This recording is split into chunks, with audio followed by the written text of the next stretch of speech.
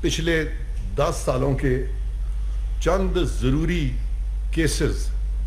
جس سے کہ میں آپ کو یہ باور کرانے کی کوشش کروں گا کہ انفارچونیٹلی یہاں پہ جوڈیشلائزیشن آف پالیٹکس ہو رہی ہے، اور اس میں کس طرح سے بینچز بنائے جاتے ہیں اور کس طرح سے چیف جسٹسز جو ہیں فرام ٹائم ٹو ٹائم سارے ملک کی سیاست کو کنٹرول کرنے کی کوشش کرتے رہے، اور ملک کے مختلف اداروں کو، خاص طور پہ حکومت کو، وہ سبجوگیٹ کرنے کی کوشش کرتے رہے، یا حکومتی معاملات کو، ایگزیکٹو کو ریگولیٹ کرنے کی کوشش کرتے رہے، یا سیاست کو وہ اپنی ڈگر پہ چلانے کی کوشش کرتے رہے۔ تو ان چند کیسوں میں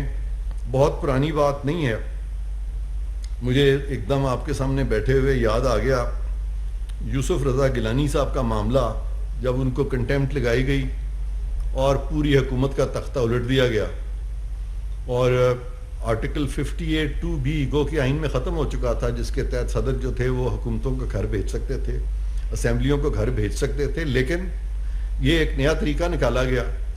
گو کہ آئین کے آرٹیکل 62-63 میں فورمز موجود ہیں ڈسکوالیفائی کرنے کے، لیکن یہ معاملہ جو ہے یہ سمہاؤ اس وقت کی سپریم کورٹ نے اپنے اوپر لے لیا، اور انہوں نے وزیر اعظم یوسف رضا گیلانی کو گھر بھیج دیا، یہ کہہ کے کہ انہوں نے عدالت کی توہین کی ہے۔ اور میرے شدید تحفظات تھے، کیونکہ اس وقت بھی میں اٹارنی جنرل تھا بھرکیف، وہ معاملہ گزر گیا، تذکرہ ضروری تھا، وہ ایک بہت بڑی وائلیشن تھی پاکستان کی کانسٹیٹیوشن کی، اور وہ میں سمجھتا ہوں کہ آپ سے شیئر کرنا ضروری ہے۔ اس کی نائسٹیز میں نہیں جا رہا، لیکن مختصراً اگر آپ کو بتاتا چلوں کہ وزیر اعظم کو پاکستان کا ہرگز یہ منصب نہیں ہے کہ وہ سپریم کورٹ کے کہنے پہ سپریم کورٹ کے پیغامات جو ہے باہر کی دنیا کو پہنچائے، یہ وزیر اعظم کا منصب نہیں ہے، اور جو منصب وزیر اعظم کا نہیں ہے اس کے بارے میں احکامات صادر کرنے سپریم کورٹ کی طرف سے اور غیر آئینی تھا۔ اور اگر یہ وزیر اعظم کا منصب تھا تو پھر اپنے فرائض منصبی میں وزیر اعظم ویسے ہی آئین میں لکھا ہوا ہے کسی کو بھی جواب دینی ہے، کسی عدالت کو جواب دینی ہے۔ اب ہم آگے چلتے ہیں۔ دوسرا معاملہ ہم نے دیکھا کہ یہاں پہ پناما کیس آیا۔ پناما کیس کا جو عنوان تھا اس وقت وہ تھا عمران احمد خان نیازی بنام میاں نواز شریف، اور جب وہ فیصلہ ہوا تو میاں صاحب جو ہیں ان کے خلاف کیسز بننے شروع ہو گئے، اور وہ پابند سلاسل ہو گئے، اور خان صاحب جو ہیں اس کے بعد وہ پاکستان کے وزیر اعظم بنے۔ تو یہاں پہ کس حد تک وہ عنصر شامل تھا جس کو کہ ہم پولیٹیکل انجینئرنگ کہتے ہیں، اس پہ میں زیادہ بات اس لیے نہیں کروں گا کہ میں اس پہ بہت بات کر چکا ہوں اور آپ لوگ مجھ سے زیادہ جانتے ہیں اس ٹاپک کو، لیکن سرسری طور پہ میں آپ سے یہ شیئر کر رہا ہوں کہ وہ بھی ایک پیریڈ تھا جب کہ پولیٹیکل انجینئرنگ ہوئی پاکستان میں، اور وہاں پہ 5 ججز ہمیں نظر آتے ہیں۔ ان 5 ججز میں سے ایک جج صاحب جو ہیں وہ آج بھی پاکستان سپریم کورٹ کا حصہ ہیں، اور وہ آپ سب جانتے ہیں۔ اگر میں آپ سے پوچھ لوں کہ ان کا نام کیا ہے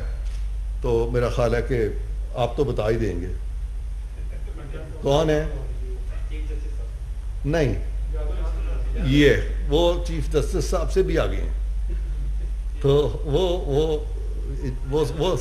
وہ صاحب پناما کیس میں مانیٹرنگ جج تھے، ٹھیک ہے جی۔ اب میں اس لیے بات کر سکتا ہوں کہ پناما کیس میں اگر آپ کو یاد ہو ریسنٹ پاس میں مریم بی بی بھی ایکویٹ ہو چکی ہیں،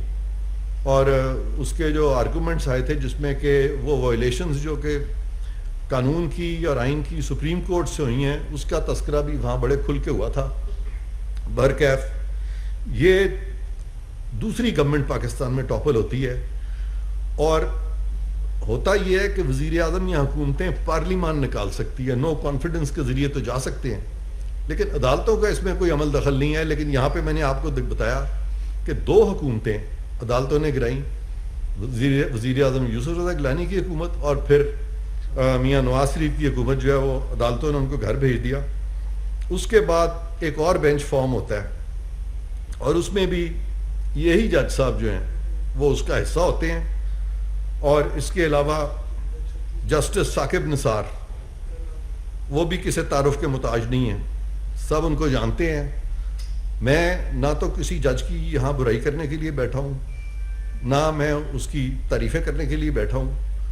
وہ آپ پہ چھوڑتا ہوں کہ آپ ان کے بارے میں کیا تاثر قائم کریں گے. میں صرف آج آپ کو کچھ فیکٹس گوش گزار کروں گا تاکہ ہم سارے مل کے تھوڑی سی اپنی میموری ریفریش کریں، اور اس کے بعد پھر میں فلور کھول دوں گا اور آپ مجھ سے سوال کیجیے گا.